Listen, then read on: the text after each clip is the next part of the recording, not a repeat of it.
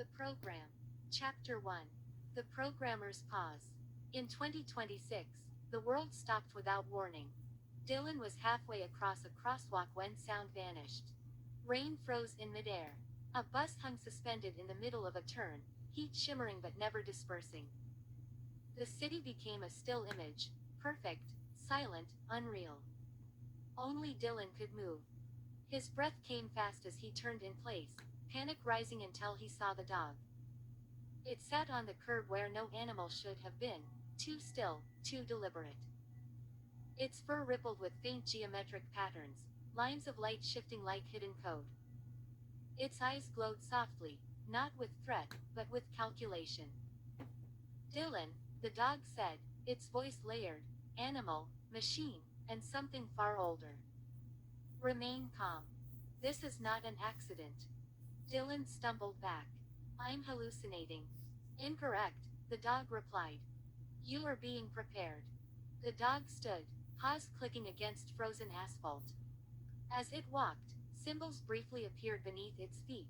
Equations, languages, shapes Dylan did not know yet somehow understood. I am known as the programmer, it said. A failsafe entity. A shepherd of continuity.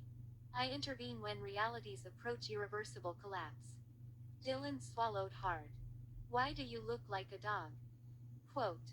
Because you would listen, the programmer said simply. Humanity always listens to dogs longer than it listens to itself. The programmer turned its gaze toward the unmoving sun. In 10 years, it said, an alien civilization from another universe will arrive.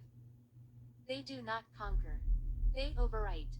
Entire timelines are erased to harvest residual energy. Dylan's hands clenched. And Earth. Quote. In most outcomes, the programmer said, it ceases to matter. Silence pressed in. So why me? Dylan asked. The programmer studied him. Because you will not seek power, it said. Because you will ask for responsibility. Because you will walk beside those you protect instead of above them. The world trembled faintly. I will freeze time for 500 years, the programmer continued. For everyone but you. You will age slowly. You will not die unless you choose to. You will be alone. Dylan's voice was barely steady.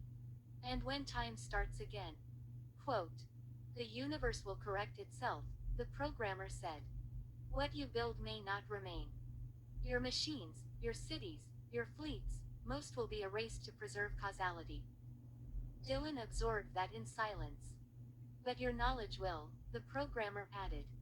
Your mind will be the only artifact that persists. Images flickered in Dylan's thoughts, ships designed to survive vacuum and hostile physics, fuels not native to Earth, armies trained for wars humanity did not yet understand.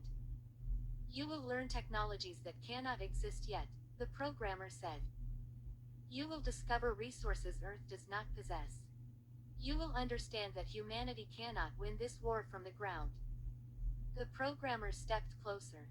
When time resumes, you will be 20 years old. You will not be a king. You will not be believed. You will have 10 years to prepare others, and 15 to prepare for war. Dylan exhaled slowly. I won't ask for control. I know, the programmer said. That is why you were chosen. The city shimmered, reality fracturing into light. You will train, the programmer said. You will bleed. You will stand among soldiers and be one of them. Only when the moment demands it will you reveal who you are. The dog's eyes dimmed. I cannot guide you directly, it said. I can only ensure continuity. The rest is yours. Time broke. Rain fell.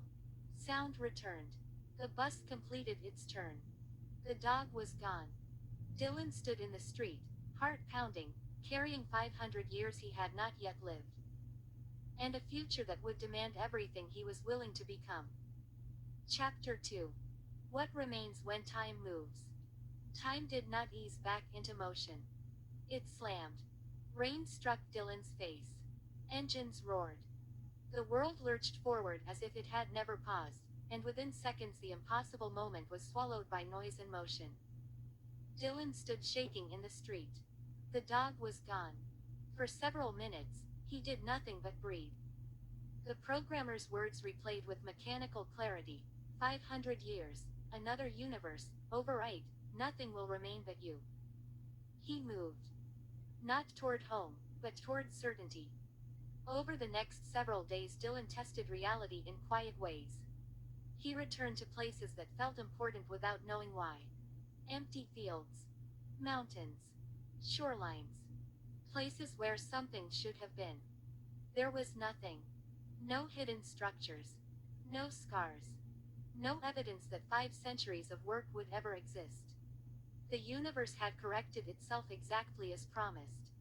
That night, Dylan finally accepted the truth. He had been reset into a world that did not know it was already late. Dylan was 20 years old again, stronger than he should have been, faster in small ways that went unnoticed, his mind frighteningly sharp. He could feel the enhancements embedded deep in his biology, subtle and incomplete. They were not weapons. They were potential. He knew things no one else did. How to refine a fuel that did not exist on Earth. How to design ships meant to survive realities that bent physics. How alien intelligences erased timelines instead of conquering them. But none of that mattered yet. Knowledge without people was useless. Dylan understood something he had learned too late during his frozen centuries. He could not save the world alone. So he chose the opposite of what anyone expected. He enlisted. Under a false name, Dylan entered a classified military intake program buried beneath layers of secrecy that did not officially exist. Recruits were told they were training for orbital security. No one mentioned extinction. Dylan trained beside them. He learned how weak he still was. Strength meant nothing when his form was wrong. Speed meant nothing when his timing failed. He was knocked down more times than he could count, and each time, someone helped him up. He stayed. He listened. He earned trust not through dominance, but endurance. At night, when others slept, Dylan worked. Using hacking and programming techniques refined across 500 silent years, he built digital ghosts, identities that slid through government networks without triggering alarms. He never revealed himself, only information. Proof, never prophecy. He fed physicists equations they didn't yet understand but could test. He fed engineers designs that advanced propulsion by decades. He introduced a concept no one on Earth could fully grasp yet. Exotic baryonic residue. A fuel born near collapsed microstars in unstable universes. Efficient. Volatile. Rare. Earth possessed almost none. If humanity was going to fight a war in space, it would have to leave the planet to gather the resources to survive it. Which meant ships. Years passed in disciplined silence. Facilities expanded underground. Budgets disappeared into black channels. The Continuity Defense Initiative formed quietly, assembling soldiers, engineers, and thinkers who trained without knowing the full truth. Dylan watched them grow. He did not command. Not yet. By the end of the decade, he knew every weakness of the system, and his own. And when the first ship design was approved, a basic mining carrier meant only to travel, harvest, and return, Dylan felt the weight of what came next settle fully into place. This mission would not win the war. But it would make the war possible. Somewhere beyond the universe's edge, something shifted, just slightly. Preparation had begun. Chapter 3. The weight that must be carried. 10 years passed without ceremony. They passed in controlled burns and quiet expansion, in underground halls, orbital construction zones that did not officially exist, and training facilities buried beneath layers of denial. The world above argued about borders and markets, unaware that extinction had been given a schedule. Above Earth, hidden from civilian observation, the first ship of Dylan's design reached completion. It was not a warship. It was a basic mining carrier, built for endurance rather than combat. Thick-hulled, slow, and modular, it was designed to survive regions of space where physics bent and stability could not be trusted. The vessel housed 2 autonomous mining ships, reinforced containment bays, and storage tanks capable of holding refined exotic baryonic residue, the fuel Earth possessed only in trace amounts. It was not impressive. It was necessary. Only 5 crew members would fly her. Any more would strain life support. Any fewer would risk total mission failure. As final preparations began, the mission nearly ended before it started. During advanced medical evaluation, 1 crew member collapsed, organ failure triggered by an unexpected interaction between early exposure shielding and human biology. Alarms filled the bay. Medical staff scrambled, unprepared for a condition they did not yet understand. Dylan stepped forward. He did not ask permission. Using techniques learned during 500 years of frozen experimentation, methods centuries ahead of modern medicine, he stabilized the crew member. He rewrote protocols in real time, saved a life that should have been lost, and prevented a flaw that could have killed them all later. No one questioned how. They questioned who. That night, Dylan told the truth. Not to the public. Not to the recruits. Only to those who could stop the mission if they panicked. In a sealed chamber beneath reinforced command, Dylan explained everything. The programmer. The frozen 500 years. The alien erasers from another universe. The 15-year countdown. He explained why the universe had reset, why none of his previous work remained, and why only his knowledge had survived. Silence followed. Then understanding. The chain of command was restructured the same night. Not for hierarchy. For survival. Dylan introduced the ranking system he had designed long before this universe remembered him. Rank 1, Engineered. Maintenance, Fabrication, Logistics. The Foundation. Rank 2, Augmented. Enhanced Infantry trained for orbital and vacuum combat. Rank 3, Vanguard. Specialized strike and boarding units. Rank 4, Architect. Strategic planners and adaptive developers. Rank 5, Sentinel. Fleet commanders and planetary defense leaders. Rank 6, Prime Continuity Commander. A rank held by one. By Dylan. Not because he demanded authority, but because no one else carried 5 centuries of consequence. When word spread quietly through the initiative, no one rebelled. They had trained beside him. Bled beside him.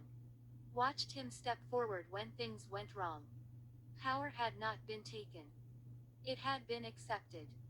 As launch day approached, Dylan stood alone in the observation bay, watching the mining carrier drift in silent orbit. Earth's remaining supply of exotic fuel was nearly depleted. The mission ahead would determine whether humanity could reach beyond its own gravity well, or remain trapped until erasure arrived. Dylan closed his eyes briefly. 500 years of preparation had been erased once. He would not let the next 10 be wasted. Far beyond the edge of known space, something stirred, curious now, aware that resistance was forming. The mining mission waited. And history held its breath. Chapter 4. The First Jump, Part 1. The mining carrier detached from the space dock without ceremony. No crowds watched. No speeches echoed across comms. The vessel slid free on magnetic rails, drifting for a long moment like it was reconsidering the idea of leaving Earth at all. Then the engines engaged. A low, steady hum filled the ship, not the roar of old chemical rockets, but something deeper, more deliberate. The carrier accelerated smoothly, pushing away from the planet that had built it and toward a destination only a handful of people knew existed. Dylan stood at the observation viewport as Earth slowly rotated out of frame. One trip. That was all they had. The ship carried just enough refined exotic fuel for a single round journey. The refining technology existed only on Earth. Out here, they could collect the resource, but they could not use it. If something went wrong, there was no rescue. No backup jump. No margin for error. Dock separation confirmed, the pilot reported. Course locked. 3 days to target. The words settled into the ship like gravity. The crew of 5 began to move into routine, Checks, calibrations, quiet confirmations. Everyone was professional. Everyone was aware of the stakes, even if not all of them knew the full truth. Dylan wasn't officially in command of the ship, but no one questioned when he spoke. The first day passed quietly. Artificial gravity stabilized. Systems ran clean. The two autonomous mining vessels sat dormant in their bays, folded like insects waiting to wake. During the second day, the tension eased just enough for conversation to begin. It happened in the galley. Jay was already there when Dylan entered, leaning against the counter, arms crossed, staring at a screen displaying telemetry data he wasn't really reading.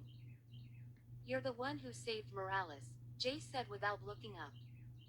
Dylan nodded. "I did what I could." Jay finally turned. He was a few years older than Dylan, built lean rather than bulky, with eyes that missed very little. Someone who had learned to survive by paying attention. "You didn't hesitate," Jay said. "Most people freeze when things go sideways." Dylan gave a small shrug. "Freezing wastes time." Jay smirked. "Yeah. That checks out."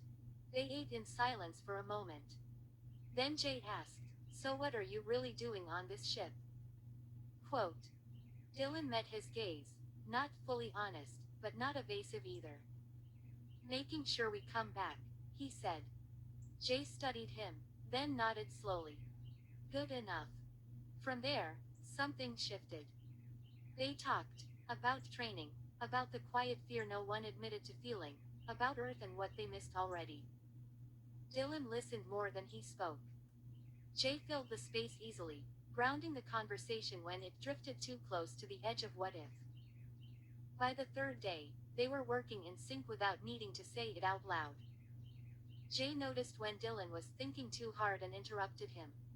Dylan noticed when Jay pushed himself past fatigue and made him stop. Neither said anything about it. Brothers didn't announce themselves. They just showed up. The ship's AI announced proximity warnings as the carrier slowed. "Approaching target region," it said calmly. "Gravitational variance detected. Visual confirmation in 30 seconds." The viewport shifted. Stars distorted, subtly at first, then unmistakably. Space ahead looked thicker, darker in places, like reality had been bruised. The resource field waited there. 2 days, Dylan thought. 2 days to collect what could save humanity. He glanced at Jay, who was already watching the anomaly with a quiet, focused expression. No fear. Just resolve. The carrier slipped into position, engines humming down to a controlled idle. "Arrival confirmed," the pilot said. "Beginning station keeping." Dylan exhaled slowly. They had made it. The real test hadn't started yet. Chapter 4. The First Jump, Part 2. The asteroid did not look like much. From orbit, it was an irregular mass of dark stone veined with faint, unnatural luminescence, fractures glowing softly where reality itself seemed thinner. Instruments confirmed it almost immediately. Exotic baryonic residue. The carrier matched velocity and descended slowly, thrusters firing in controlled pulses until the hull settled against the asteroid's surface with a muted shudder. "Contact stable," the pilot said. "Anchors holding." No one celebrated. They all knew what this meant. 2 days. That was all they had. The mining vessels were released within the hour. Each craft was small, barely larger than a ground transport, designed for precision rather than capacity. Their pilots, both trained specifically for this task, guided them toward the brightest fracture lines. "Mining team, you're green," Dylan said over comms. "Take it slow. No heroics." "Copy," one of them replied. Starting extraction. The first hours passed cleanly. The mining drills bit into the asteroid, releasing plumes of shimmering particulate that condensed inside reinforced containment units. The vessels filled quickly, far quicker than Dylan would have preferred. They couldn't hold much, which meant constant runs back to the carrier. The process became a rhythm. Mine. Return. Unload. Repeat. Inside the carrier, Dylan, Jay, and the remaining crew worked in near silence, transferring the volatile resource into shielded tanks. Every movement was deliberate. Every mistake was potentially fatal. The residue behaved like nothing found on Earth, responding to electromagnetic fields, shifting mass under observation, stabilizing only when properly contained. During the first unloading cycle, Jay noticed Dylan adjusting field harmonics by instinct. "You've done this before," Jay said quietly. Dylan didn't look up. "Something like it." Jay nodded, accepting the answer for now.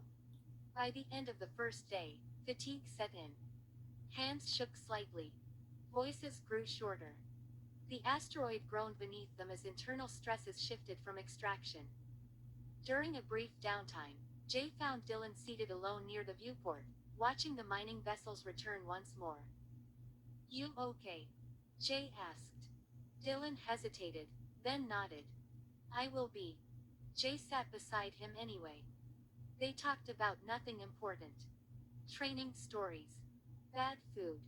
The strange comfort of routine in impossible situations.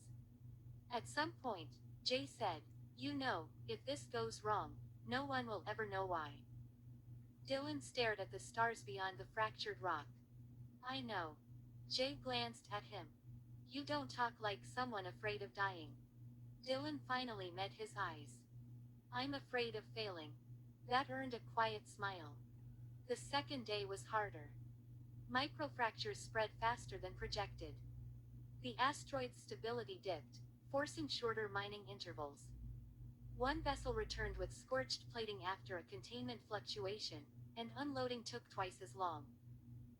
Jay and Dylan moved without speaking now, anticipating each other's actions, correcting small errors before they became large ones. Trust formed in pressure. Not declared. Proven. By the final cycle, the storage tanks reached capacity. "We're full," the pilot said. "That's everything we can carry." Silence filled the carrier. 2 days of work balanced on a knife's edge. Jay sealed the last containment lock and leaned back against the bulkhead, exhaling sharply. "That's it." Dylan nodded, though his eyes never left the instruments. "Prep for departure," he said. "We leave now." The asteroid creaked beneath them, slow, ominous. Outside, the mining vessels docked for the final time. Inside, systems began to power up. The return window had opened. And nothing stood between them and Earth. Except the journey back. Chapter 4. The First Jump, Part 3. The carrier lifted from the asteroid in silence.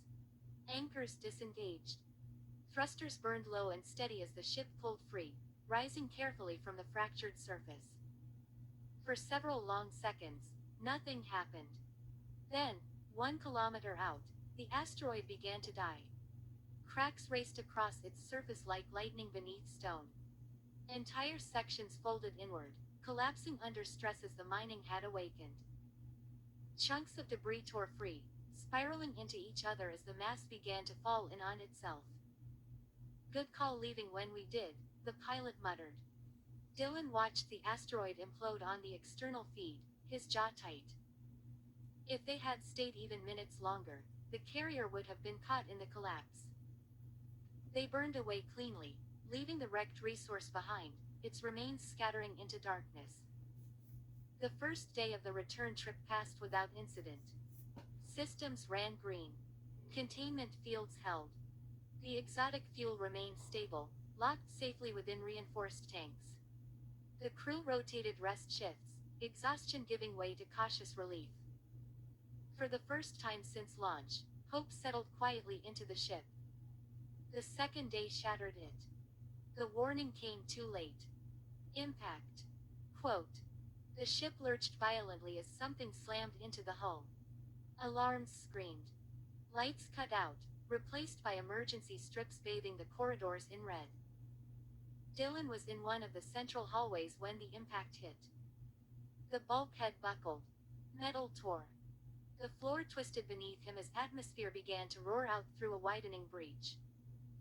Dylan was thrown sideways, his grip slipping as decompression yanked him toward open space. Then, a hand locked around his wrist. Jay. Without hesitation, Jay braced himself against a support strut and hauled Dylan back with everything he had. The force wrenched Jay's shoulder, but he didn't let go, not for a second. They slammed into the corridor wall as emergency bulkheads snapped shut, sealing the breach with a thunderous clang. Silence rushed in behind the alarms. For a moment, neither of them spoke. Jay was breathing hard, pain etched across his face. Dylan stared at him, realization settling slowly. "You didn't think," Dylan said quietly. Jay shrugged through the ache. "Didn't need to." Damage reports streamed in. One hallway compromised. Structural loss contained. No breach to cargo. No loss of fuel. They had been lucky. Again. Repairs were crude but effective. The damaged corridor was sealed off for the remainder of the journey, forcing longer routes through the ship. No one complained. The rest of the return passed without incident. When Earth finally filled the viewport again, blue, whole, unaware, the crew exhaled as one. Docking clamps engaged. The mining carrier settled back into its hidden berth, scarred but intact. The cargo was secure. The mission was a success. As systems powered down, Jay glanced at Dylan. "Guess we're even now." Dylan shook his head slowly. "No," he said. "We're something else." Jay didn't argue. Some bonds didn't need words. They were forged in vacuum, sealed by choice, and held by trust that could not be broken. Behind them, the carrier rested, proof that humanity could reach beyond its world and return. Ahead of them waited war. But for now, they had won something small. And that was enough. Chapter 5. When the world is told. The carrier docked at dawn. No cameras. No broadcasts. Just steel clamps locking into place and a quiet shudder as the ship settled into its berth beneath layers of classified infrastructure. The scars along its hull were still visible, twisted metal sealed hastily in deep space, but the cargo bays were intact. That was all that mattered. The fuel was unloaded under armed guard, containment fields humming as the first real stockpile of exotic baryonic residue ever brought to Earth was secured. Scientists stared at it like it might vanish if they blinked. Engineers didn't speak at all. Dylan stood back and watched. Humanity had crossed a line it could not uncross. Within weeks, the change began. With enough fuel to make repeat trips, Dylan authorized the construction of new vessels, no longer limited by scarcity. Mining ships grew larger, faster, smarter. Their propulsion systems abandoned traditional thrust almost entirely, replaced by repulsor-based drives that manipulated electrical and gravitational fields directly. The technology was inefficient by old standards. It burned fuel greedily. But now, fuel was no longer the constraint. Shipyards expanded, first in orbit, then beyond it. Automated construction frameworks assembled hulls faster than humans ever could. Mining operations pushed farther out, harvesting resources Dylan had only theorized about during his frozen centuries. In the background, warships took shape. Not one design, many. Interceptors. Heavy platforms. Carriers meant to move entire fleets. This was no longer preparation. It was mobilization. 2 months after the mining carrier's return, Dylan ended the secrecy. The announcement was not made to the public first. It was made to the world's leaders. In a secured global summit, held simultaneously across hardened facilities, Dylan appeared before representatives of every major power. No holograms this time. No anonymity. Just a 30-year-old man with eyes far older than he should have had. He told them everything. The programmer. The frozen 500 years. The alien erasers from another universe. The 15-year countdown, now reduced to 5. Some denied it. Some demanded proof. Dylan gave them ships, fuel samples, astronomical data, and a simple truth. This isn't an American war, he said. It's a human one. Then he revealed his rank. Prime Continuity Commander. Authority not claimed, but recognized. The response was chaos. Governments argued. Alliances fractured and reforged. Old enemies stared at the same extinction and realized borders meant nothing to something that erased universes. And slowly, reluctantly, the world aligned. Joint fleets were authorized. Shared research initiatives launched overnight. Military doctrines rewritten from the ground up. Soldiers trained not for nations, but for survival beyond Earth. Jay was promoted quietly. A new designation was created for him, Subrank 5.5, Commander of Unified Operations, answering only to Dylan. Not because of politics. Because when Dylan trusted someone with his life, he trusted them with the future. 2 years passed in relentless motion. Earth changed. Launches became routine. Ship silhouettes dotted the night sky. Underground factories ran without pause. Humanity learned to think in orbits and supply chains that stretched beyond the solar system. And beneath it all, a clock kept ticking. 5 years remained. Dylan stood once more at an observation window, watching a fleet assemble, dozens of ships now, each more capable than the last. This is as ready as we'll ever be, Jay said beside him. Dylan nodded. Then we make sure it's enough. Far beyond human space, something moved. This time, it did not move blindly. It moved toward resistance. And for the first time in its long existence, humanity was waiting. Chapter 6. The Man Who Keeps Walking. Dylan was 33 years old when the silence finally caught up to him. 2 years remained. The fleets hung in orbit like constellations humanity had never earned before. Warships, carriers, mining vessels, all humming with power drawn from stars that were not theirs. From the surface, people looked up and argued whether they were a promise or a warning. From the inside, Dylan knew they were both. He stood alone in a quiet observation chamber, far above Earth's atmosphere, watching the planet turn. At this altitude, borders vanished. No lines. No flags. Just a single world that did not yet understand how close it had come to disappearing. 500 years. The thought still felt unreal. He remembered the emptiness, the frozen cities, the centuries of failure, the machines he had built only to watch them erased. He remembered learning sciences humanity would not name for generations, then being forced to abandon them all except in memory. Sometimes he wondered which version of him was real. The boy at the crosswalk. Or the man who had outlived entire futures. Why me? He whispered, the question finally allowed to surface. The programmer had never given a satisfying answer. Only traits. Only probabilities. Dylan had replayed that moment thousands of times, searching for something hidden between the words. He had never wanted power. He still didn't. Every promotion, every salute, every silent expectation weighed on him. He had asked only for responsibility, and somehow received the fate of a species. Dylan thought of the people he'd trained beside as a recruit, of the ones who trusted him before they knew who he was. He thought of Jay, standing steady in chaos, never questioning when it mattered. He thought of the crew on the first mining mission, how close they had come to dying without ever knowing why. The universe had chosen him because he would carry all of that and keep moving. The realization settled slowly, not as comfort, but as acceptance. He rested his hands on the glass. I don't get to stop, he said quietly. That's the deal. There was fear, of course. Fear that it still wouldn't be enough. Fear that the erasers would adapt, that 500 years of knowledge and 5 more of preparation would still fail. But fear had never been what defined him. Dylan straightened. He had walked alone through centuries of frozen time.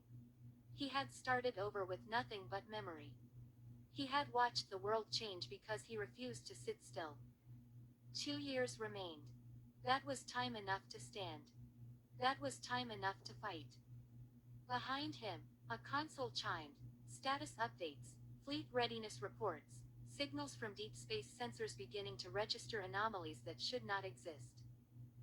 Dylan turned back to the world. I was chosen, he said to no one and everyone, because I keep going. He took a breath and stepped forward. He would not give up. He never had. Chapter 7. Red Force. The name came to Dylan in the quiet hours. Not during strategy briefings or fleet deployments, but late, when the world was asleep and the weight of command pressed hardest. Red Force.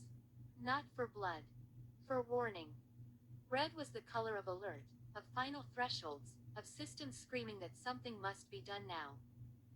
It was the color you saw when there was no time left to debate. The acronym followed naturally. RF. Simple. Clear. Human.